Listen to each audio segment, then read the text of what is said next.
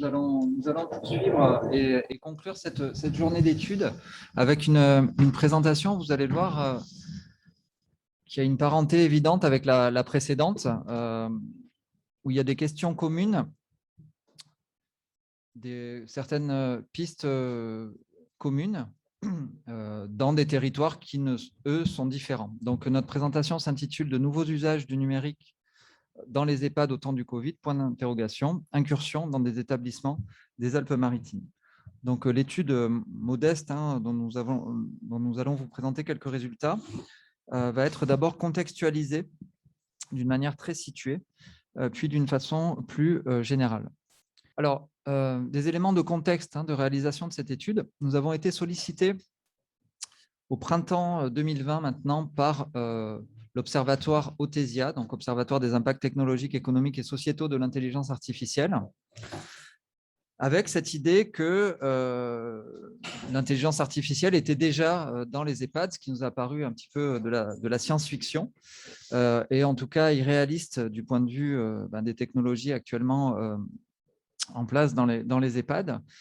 Donc nous nous sommes saisis toutefois de cette demande, mais pour étudier des usages et des appropriations plus contemporaines. Un groupe de travail dont appartient Frédéric Pratt aussi, qui est ici présent, a été constitué, avec un autre médecin du CHU, Jean-Marc Béréder, un chercheur de l'INRA.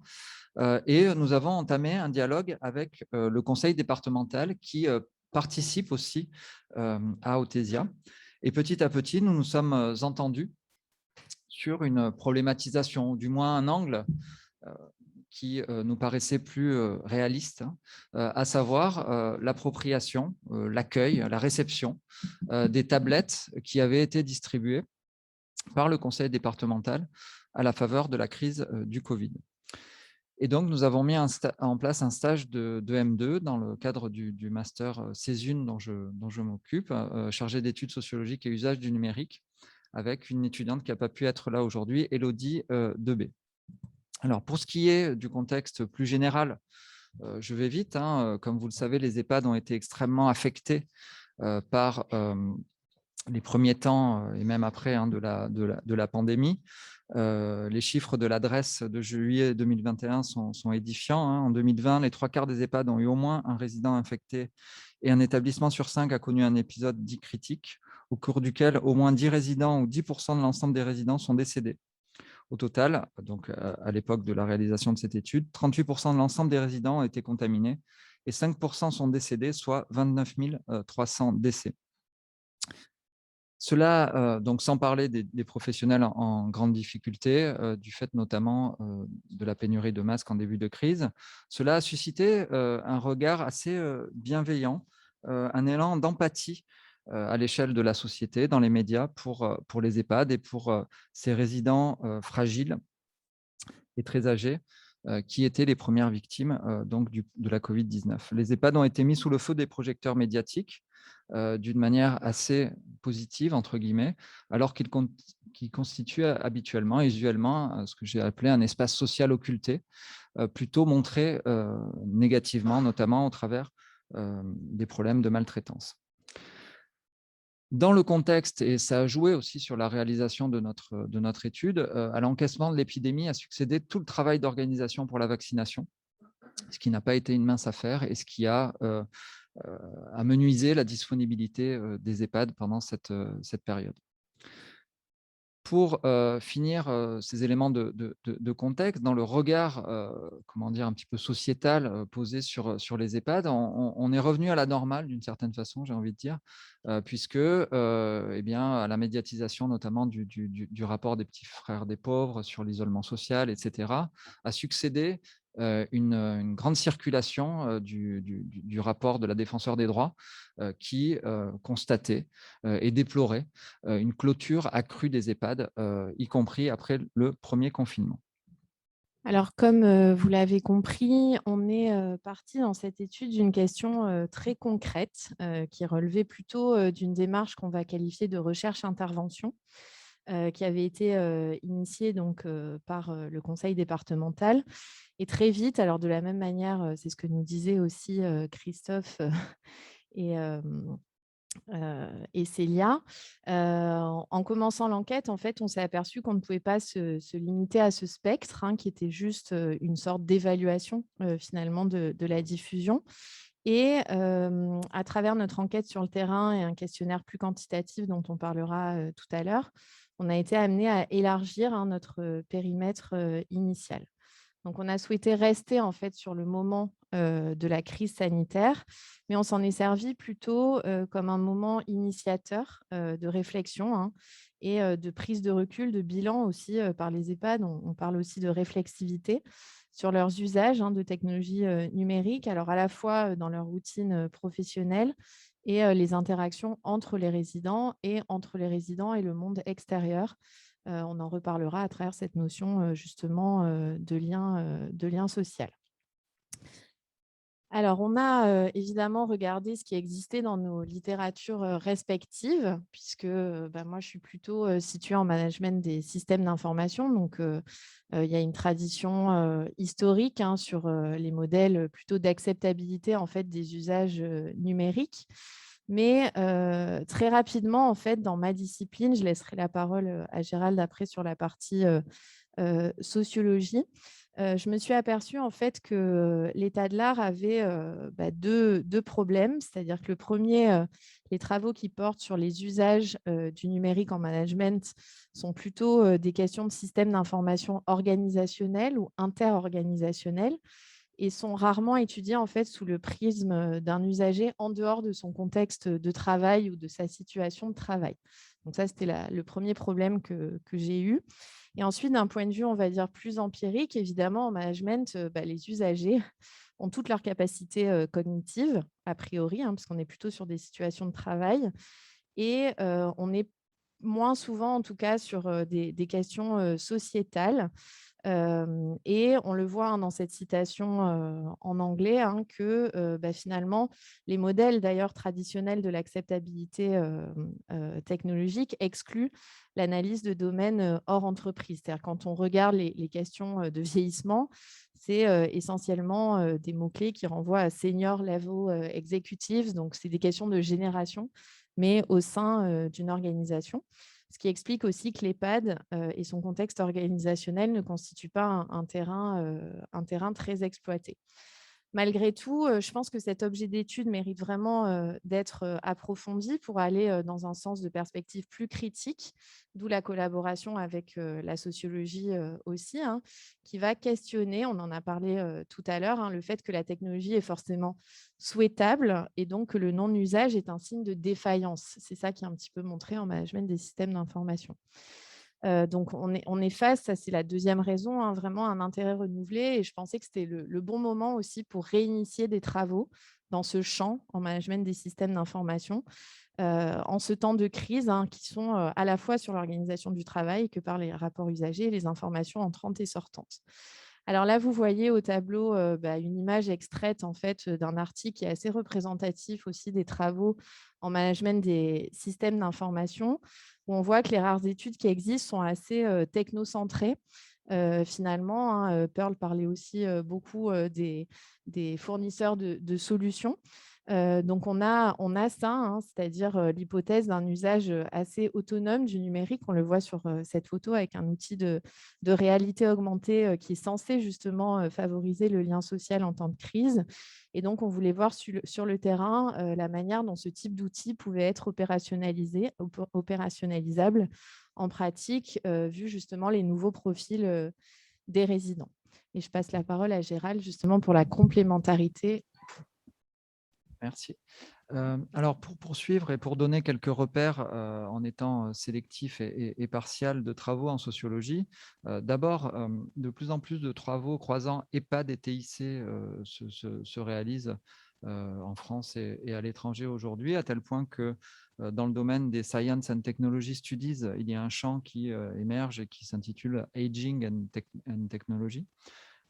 Alors que pendant très longtemps, la littérature sur les EHPAD a porté sur l'institution totale avec une vision, donc, enfin, en termes de Goffman, une vision foucaldienne de l'EHPAD et une littérature qui portait aussi sur la maltraitance, donc des personnels sur les résidents. Donc, une vision assez spécifique, mais qui a été beaucoup privilégiée pendant longtemps. En ce qui concerne donc ce croisement, ben, des questions simples se posent, hein. De quelle technologie faut-il parler? Alors, sans être exhaustif, les technologies en fait qui peuplent les EHPAD sont très nombreuses ou sont potentiellement aussi très, très nombreuses. On pourrait parler des robots compagnons sociaux, des tablettes, des systèmes d'information bien sûr qui ont contribué à transformer le travail de manière extrêmement importante, des mobiles, hein, qui sont des technologies sauvages qui pendant longtemps étaient, enfin, en tout cas pendant un certain temps étaient, comment dire, interdites, hein, dans les EHPAD, tant que les téléphones servaient encore à téléphoner.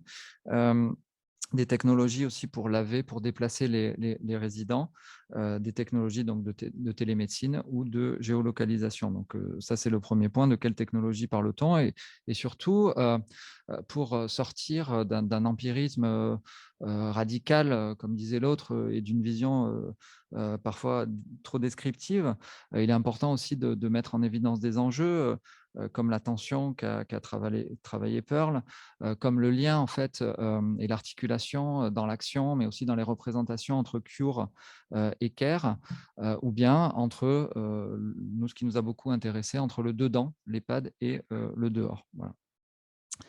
Hem, Sont-elles toutes indépendantes, hein, aussi les technologies? C'est une question qui se pose, et une donnée de base, qui, nous a semblé, enfin, c'est un rappel, hein, fondamental, en fait, pour aborder, ce type, d'organisation, et on insiste sur ce point, c'est que c'est à la fois, un lieu de vie pour les résidents, un lieu de soins et un lieu de travail, et qu'en permanence, finalement, il s'agit de penser ces 3 finalités pour comprendre ce qui est en train de se jouer. Un autre point, alors, bon, qui est plus particulier à mes travaux, hem, on observe aussi combien, dans ces organisations, moi, ce que j'ai appelé un travail d'innovation, eh bien, demande, alors c'est pas normatif, mais demande à se mettre en place, pour rendre les technologies pour rendre l'appropriation possible ou pas. L'intendance de l'usage aussi, elle est très souvent négligée. Hem Et donc, les technologies ont cette particularité d'arriver en EHPAD souvent sans script, sans prescription, sans usage vraiment, comment dessiné, projeté. Et on observe aussi dans les expérimentations et dans la mise en place de ces technologies des difficultés et des dysfonctionnements qui sont à la fois persistants et récurrents, mais que pourtant on retrouve de projet en projet. De quoi je parle, ça a été montré aussi dans le travail de Pearl Morey. D'abord, considérer par exemple l'engagement des médecins libéraux comme acquis, hein, pour faire marcher ces technologies, sans remettre au médecin coordinateur qui bah, n'est pas toujours là.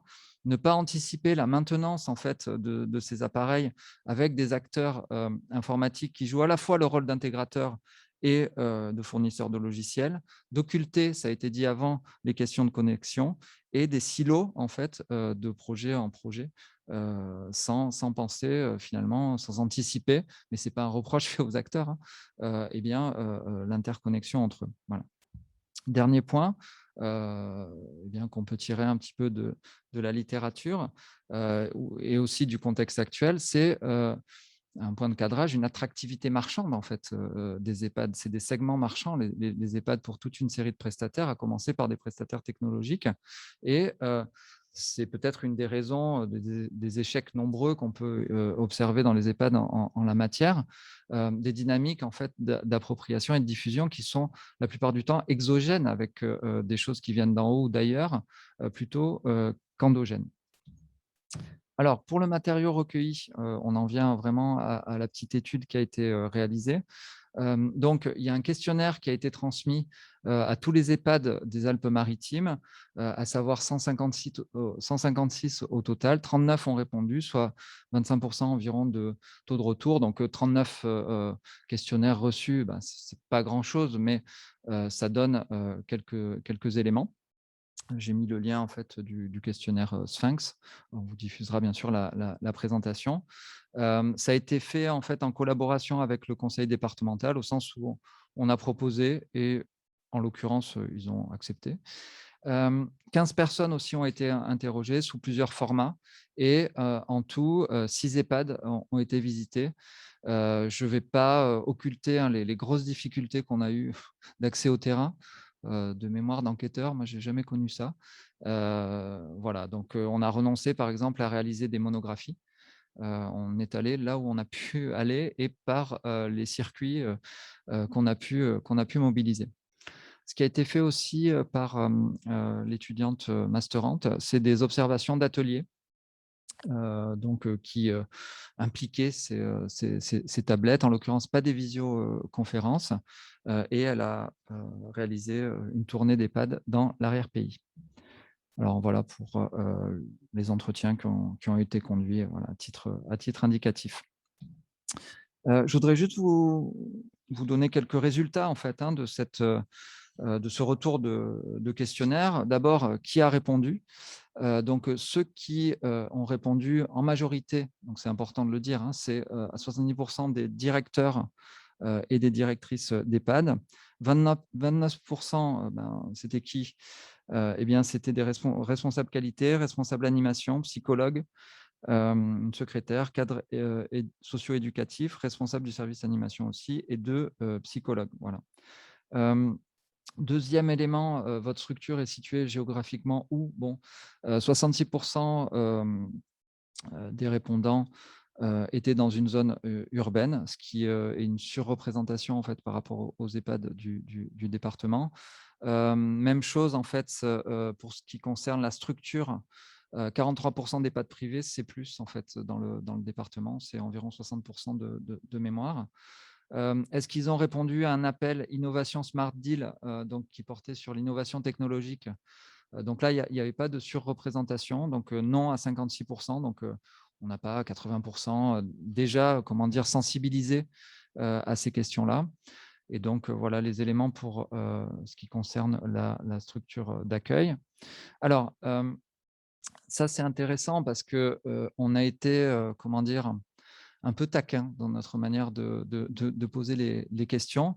Donc vous allez comprendre. Les résidents de votre EHPAD ont-ils été autorisés à recevoir des visites de la part des personnes extérieures depuis la fin du premier confinement? Donc là, oui, entre le premier et le second confinement, 23. Oui, depuis le premier confinement, 77. Donc on est sur du déclaratif. Mais quand même, c'est intéressant par rapport, au rapport de, la défenseure des droits. Alors, là où on a été, taquin, vous allez le comprendre, pour pallier ce manque de contact entre vos résidents et l'extérieur, avez-vous reçu des tablettes numériques?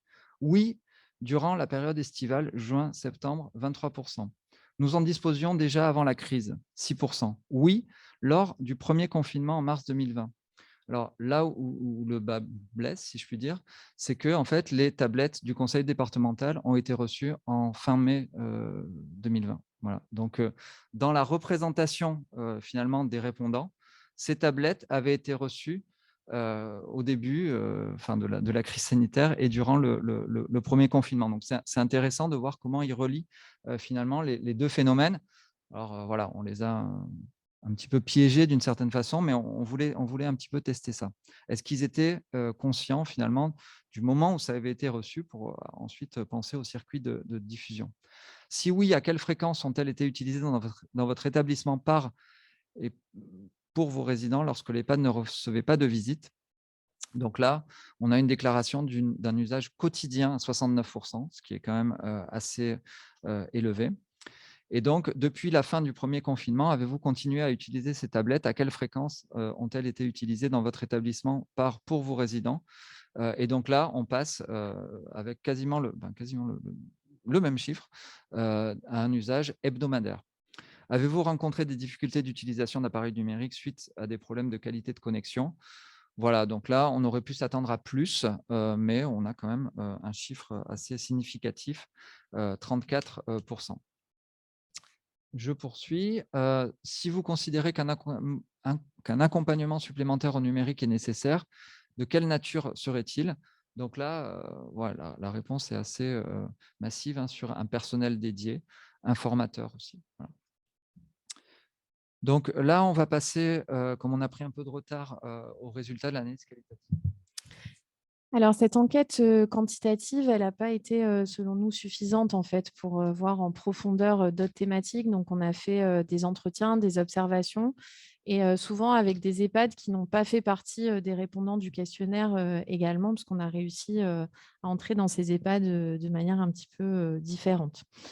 Donc les résultats issus, de notre analyse, qualitative, ils sont, au nombre de 4 et vous verrez, Christophe et Célia, ça se rapporte beaucoup au vôtre de résultats, donc on ne va pas trop, s'attarder. Alors le premier résultat, a vraiment trait en fait à l'appropriation, et au type d'usager, de ces tablettes, ce qui n'était pas tout à fait clair quand on a commencé notre enquête, parce que les tablettes ne sont pas arrivées avec un guide, d'utilisation, c'est-à-dire à qui elles sont adressées, quel type, d'appli vous pouvez mettre, dessus. Qu'est-ce qu'on appelle, par, justement, professionnels, de seconde ligne? Donc, ces premiers usagers, en fait, qui se sont appropriés, les tablettes sont, bah, voilà, des animateurs, des art thérapeutes, des psychologues et on les a qualifiés, de seconde ligne et non pas de périphérique ou de seconde zone, justement pour les raisons qui ont été, citées dans la présentation, précédente, hein, et aussi, dans ce rapport au corps, enfin au care et au cure.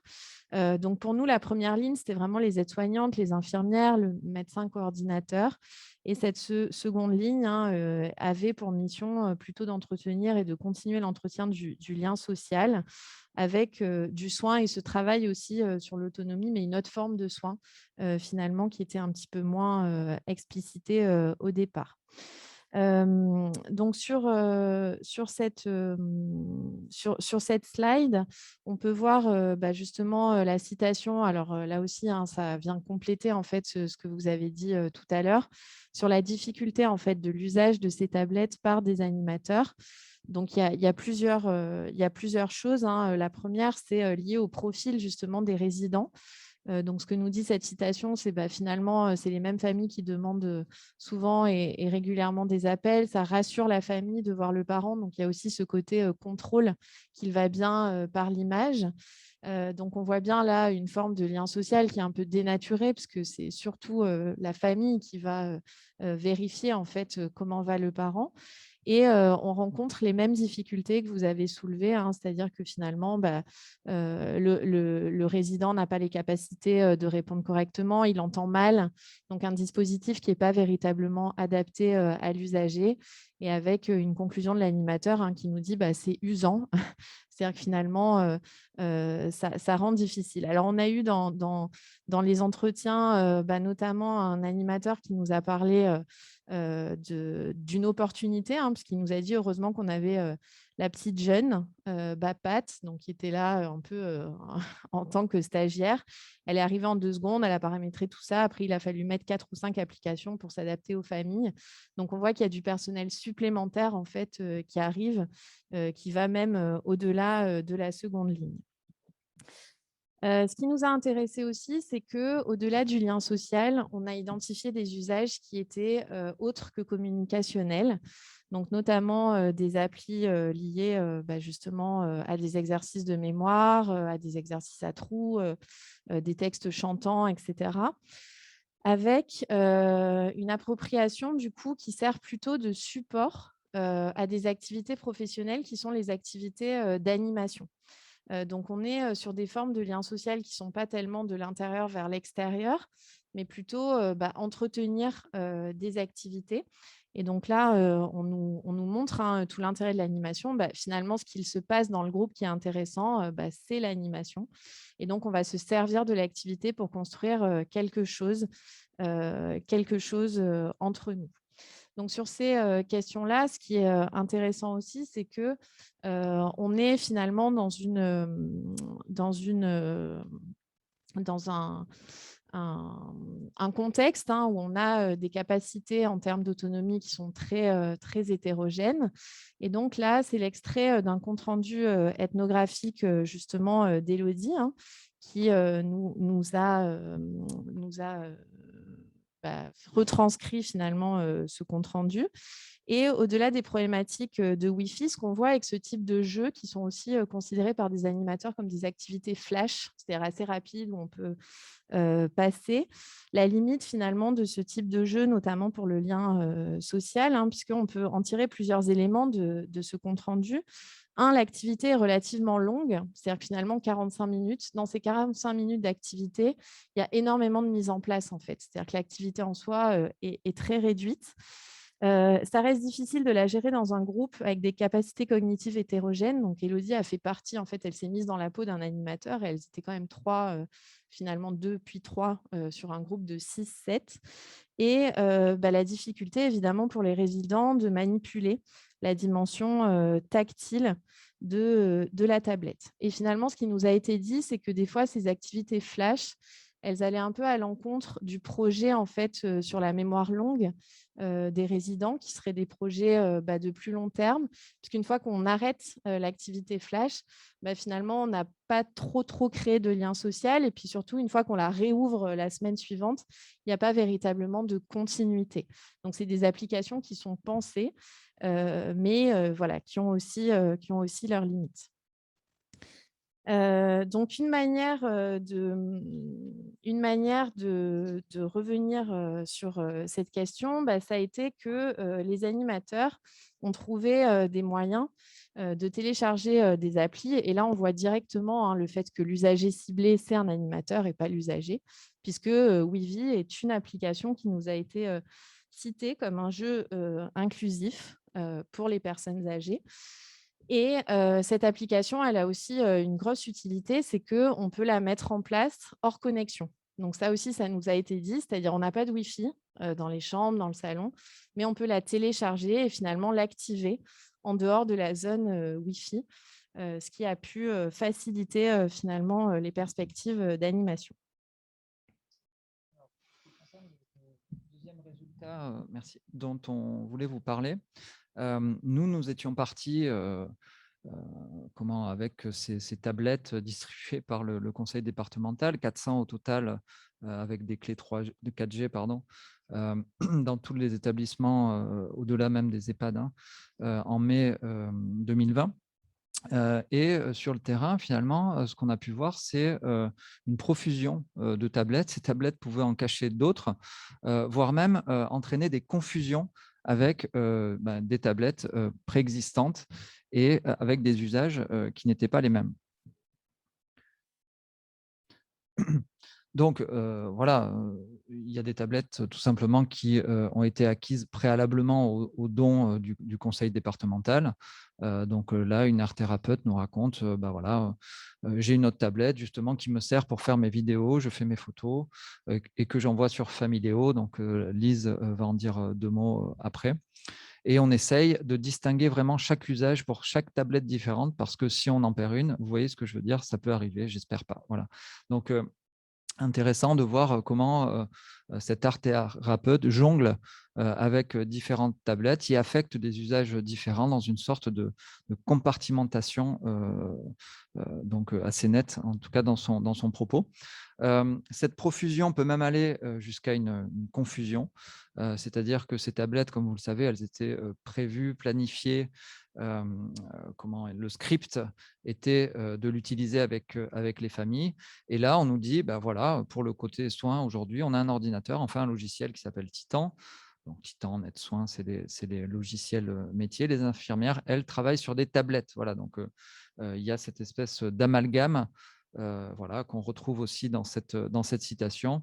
Une partie de tablette va être utilisée sur des saisies d'informations. Les tablettes peuvent servir à plein de choses. Donc, quand le sujet est évoqué de manière ouverte, pas que pour faire des visioconférences, qu'on ne perde pas les informations qui sont nécessaires. Donc là, on parle de traçabilité. Avec un argument là, de projection dans l'usage, parce qu'elles, donc, elle parle des personnels de première ligne de soins, ne peuvent pas faire l'aller-retour du lit du résident à l'ordinateur. Elles ont soit en tête, soit un papier. Donc, on oublie. Voilà. Donc, il y a une profusion, confusion finalement de toutes ces tablettes. Un point, donc ça aussi, ça avait été, vous l'aviez suggéré dans votre présentation, ben, il y a une autre mini tablette en fin de compte, c'est le téléphone portable hein, qui longtemps, hein, comme je disais tout à l'heure, en tout cas un certain temps, a été interdit dans les EHPAD, mais maintenant qu'il ne sert plus à téléphoner, ben, il est davantage le bienvenu. Euh, il a été utilisé ben, pour réaliser des FaceTime avec l'application WhatsApp durant la crise.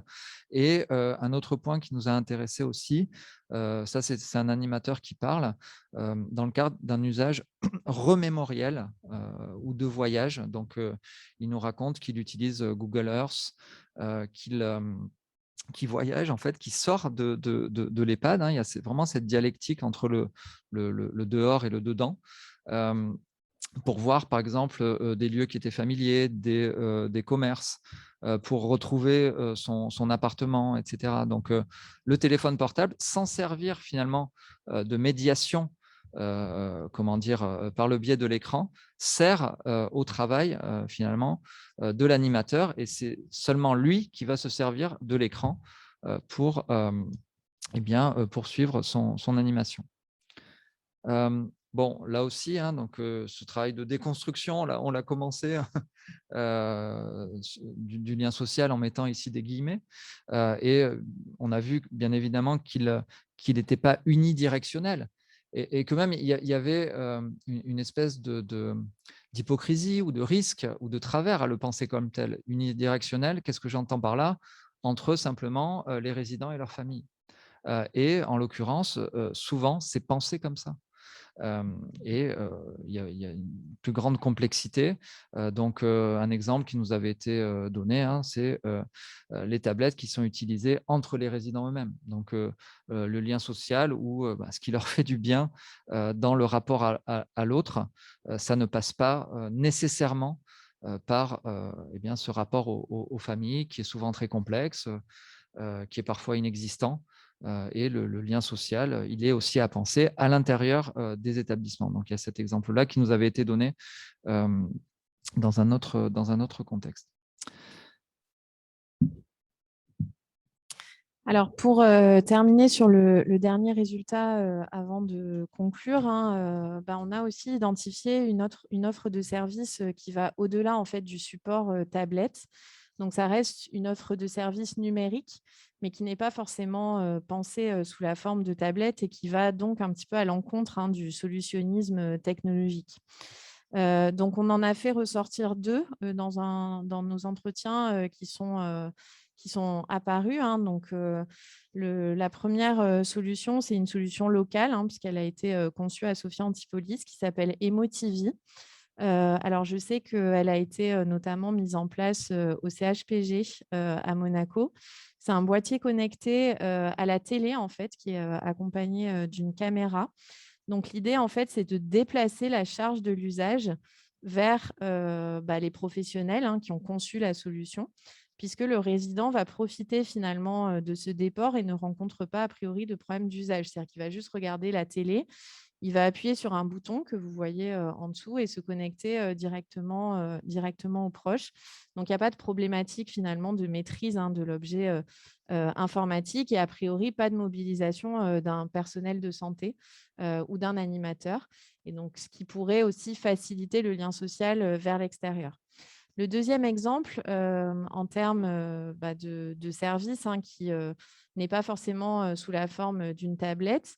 Donc là, c'est des extraits d'entretiens qui ont été faits à la fois avec une directrice d'un EHPAD, et on a oublié d'anonymiser d'ailleurs, et en entretien avec une utilisatrice de Familéo, donc plutôt côté famille, on a vraiment les deux perspectives.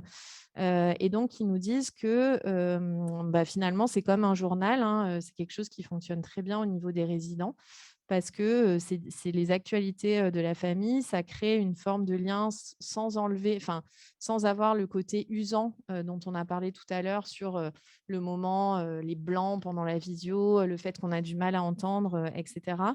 Et ça permet finalement de partager, hein, des photos de toute la famille. Et donc, vous le voyez aussi du côté de la petite fille, là, c'est un entretien avec une utilisatrice, hein, qui nous dit bah, c'est hyper ergonomique, même pour nous, quand on n'a pas le temps pour mamie, bah, on met plein de photos et ça se fait assez rapidement. Il y a pas d'oubli possible parce qu'on a des rappels de cette gazette. Ma grand-mère est contente. Les photos, c'est top, ça permet de créer du lien. Donc, on voit que les solutions ne sont pas en fait bah, restreintes de manière exclusive, hein, aux tablettes et qu'on peut aller aussi au-delà. Donc, pour conclure, bah, nos résultats, hein, qu'est-ce qu'ils montrent? En résonance avec la revue de la littérature qu'on a initiée au début, finalement, on se situe dans une perspective dans laquelle bah, la technologie, on l'a vu, n'est pas systématiquement là pour solutionner les problématiques du lien social. Il n'y a pas cette exclusivité. Donc, on rejoint finalement un petit peu la réflexivité, la remise en cause de cette perspective de solutionnisme technologique. Très souvent, on a cette perception aussi que les EHPAD sont des organisations qui sont très en retard en matière de TIC ou de transformation justement numérique.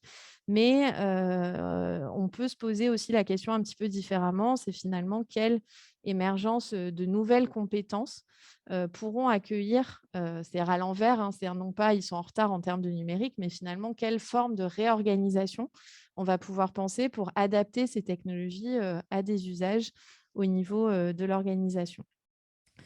Alors notre présentation, elle s'est aussi posé la question de finalement qu'est-ce qui reste, hein, de cette crise sanitaire, alors qui a été aussi abordée tout à l'heure, hein, et dans le rôle notamment des animateurs.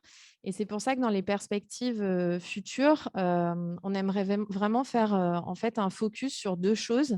Donc sur l'activité d'animation, qui n'était pas du tout au départ notre problématique centrale, mais qui nous paraît vraiment très importante en fait pour comprendre l'usage du numérique en EHPAD et on ne l'avait pas forcément en tête au début de notre enquête. Et puis, la deuxième chose, c'est élargir un petit peu notre compréhension du numérique dans les EHPAD à travers les SI métiers. Alors qu'on a juste effleuré là, notamment avec Titan, enfin les différentes solutions technologiques dont on a parlé, pour avoir aussi un petit peu le point de vue des professionnels. Et enfin, donc, on va aussi bah, dans le sens des présentations qui ont été faites, hein, aujourd'hui, c'est-à-dire on contribue à cette dialectique un petit peu dedans, dehors.